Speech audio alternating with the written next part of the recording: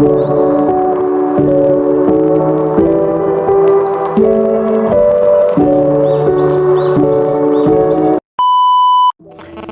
kabarkats! So today we're making munchkin. So muna itong mga ingredients. Ano ba? Naka-plastic pa na siya mga kabarkat.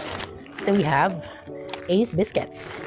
So atong himuon kay duha ka pack nga Ace na biscuits. So we have 2. And then we have condensed milk. Huwag may pakita ang brand.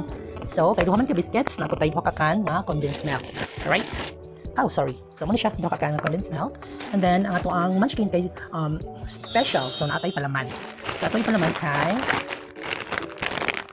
hindi ba? Makita ninyo? Marshmallow. Since wala man kapalit og marshmallow nga katugag may tag-asiya, so ato lang siyang gunting-guntingon para atong i-filling sa atong munchkin. So ano siya forma niya? Siya forma tag-as. So ato lang siyang gunting-guntingon kay para mas higo sa circle. Okay. Then this should mawala sa munchkin ang sapal.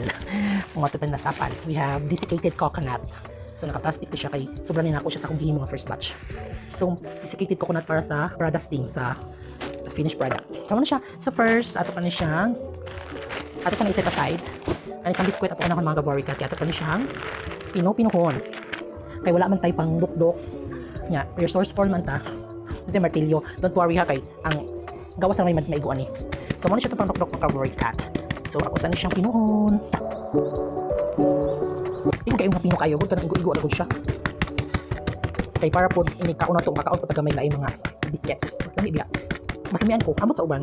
But I prefer nga na ako yung mga kit-kit na biscuits. Sa ako ang kaunang munchkin. Nasaba ra? Saba ra mo po ang pagguto. So muna siya, sekreto na ito mga kaborikats ng munchkin. Kung pila lang ka, mga ingredients, makahimo na kag-dessert. Lami siya ubog now. Okay, see you later after na ko madukdok ka na. A few minutes later. Ay mga kabarkats, since muna taog crush ato ang biscuits, ato na siyang i-combine together in a bowl. So ato na siyang in a bowl. So ato na siyang i-combine ang atong crush nga biscuits o ang atong condensed milk para maghulma na taog circle para makahimo na taog munchkin. So let's go. Alright, so nanatay sudanan, ato na ni ibot ang atong mga biscuits. Okay. So ato na siyang ibutang tanan mga crush mga ipagdugmok natin ng mga biscuits. Ato na siyang ibutang isagutan na dito sa sudanan. So, doon na siya kapak. Ang sa kapak ay 10 biscuits. So, 20 kabuok na siya biscuits. Alright. Lumikin siya. Bugnaw-bugnaw ka ulo ni mo. Ang munchkin. Alright.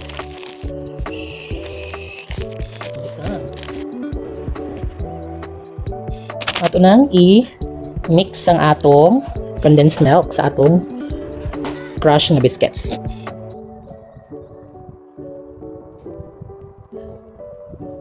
Wow! Digan sa itong gatas.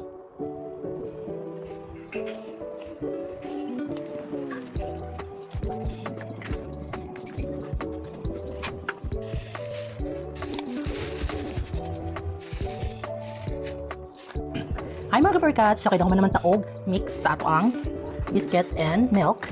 So, maghulma na ta sa atong munchkin. So, magkuha lang tag kuan sakto nga amount. Dayon atong palamanan og marshmallows. Then i-close. Alright, so form tag circle. Then after na to, atong i-coat sa desiccated coconut. Then nanatay saka munchkin. Diba? Yan ara ka.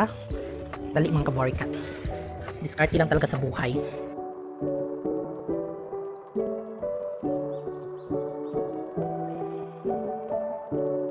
A few moments later. Hi! So, we're done. Here's the finished product mga kaborikat. So, muna itong nahimo. 50 kapin kabuok sa duha ka biscuits. Palit na mga kaborikat. Tumikay na nga ito ang munchkin. Tara! Ready to sell na! Woo! If you want to try our munchkin, ari na sa ilang Camarino residence. Magkapalit na ka, nami kaayo. Thank you so much! Bye-bye!